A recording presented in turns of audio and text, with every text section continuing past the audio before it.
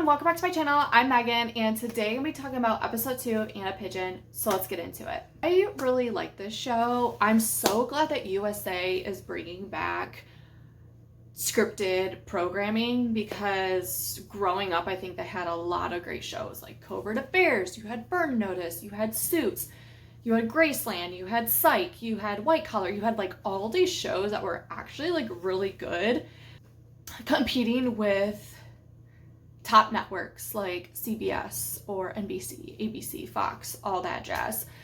And so with The Rainmaker coming out last year and Anna Pigeon coming out this year, I seriously hope that they continue to make TV shows because I think they've made some solid ones in the past, and I think this one is a solid show specifically for, cable network, and I enjoyed it a lot. This storyline this episode was kind of intense. I was kind of confused on the whole family dynamic because obviously the son and daughter want to be with their dad, but I was kind of confused on the grandma. Like, was she a bad person or was she a good person? Obviously the dad took them away, but it made it seem like the grandma was the issue. So I'm not really sure exactly who the good or the bad guy is. Obviously the dad committed crimes in the past, and so he has to pay for those. But I thought it was super sweet that the daughter just like ran to him. She's like, "We love you, Dad, so much."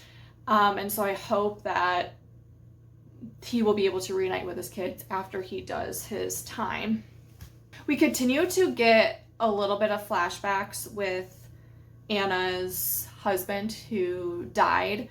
I'm trying to figure out, it seems like they went to some type of party and he ended up getting murdered, is what I'm guessing, basing or putting the pieces together from the previous flashbacks that we keep getting. I've never read the book, so I have no idea how he died. So I'm just gonna figure it out with the TV series and hope for the best. But I do like how we are getting flashbacks a little bit each episode, which I think is really cool because it adds depth to Anna's character, and I think Tracy plays her really well. I generally like all the cast members. I feel like every character has a little bit of depth and you're learning about them each episode.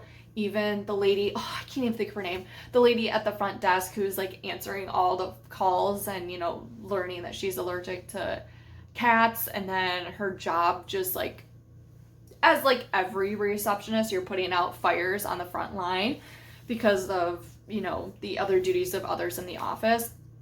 And so I like her and the younger girl who's like a mentoree to Anna.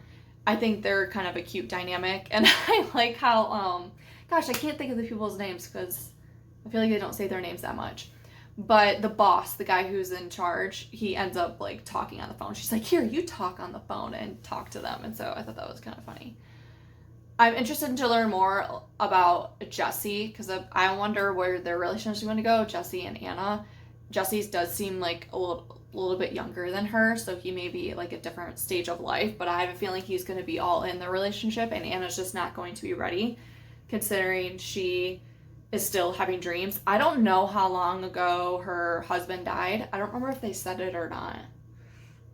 Maybe I wasn't paying attention very well, but he just turned 40, or they just had his birthday, so she was like remembering him. I think Tracy plays those emotional scenes like really well because I really like buy into the story that they have. And the beauty about them filming on location for the entire series, which I did research after episode 1, that they do film on location, like it really captures the realness of everything. Like I feel like I am taking a glimpse into a national park. I feel like I'm there with them. Like just some of the scenes are just so beautiful. Like when she was climbing up the tree, I think it was the ending scene. There was one at the beginning as well, but the ending scene where she's just watching the eagle pair and she's just sitting there like relaxing. I'm like, oh, that was such a beautiful shot.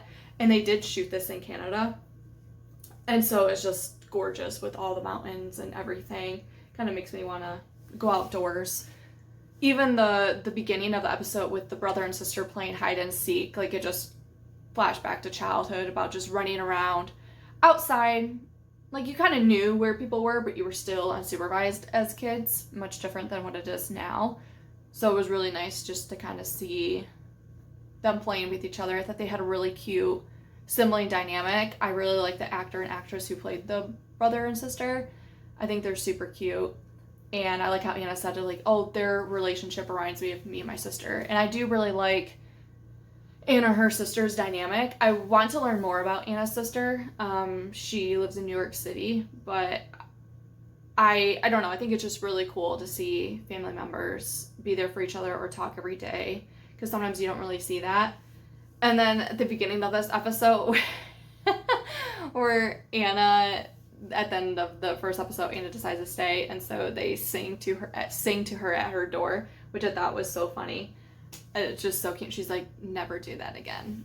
And so they kind of are a family. It's really cool to see these different work environments on TV, because they really talk about, you know, family in like an office setting or in a work setting, and sometimes that's not always reality, but I think it's like a good example to see, I guess, the trust in each other working wise, like the working relationships people have and the trust that you put in each other, and just kind of shows the type of people these are.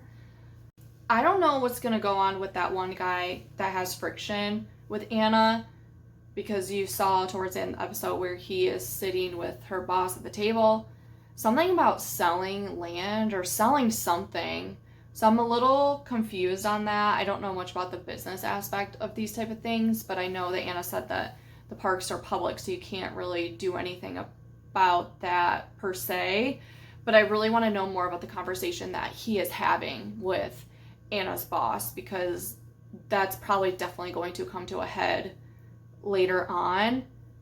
And I just have a bad feeling that it's just gonna get worse, and I don't know what's gonna happen.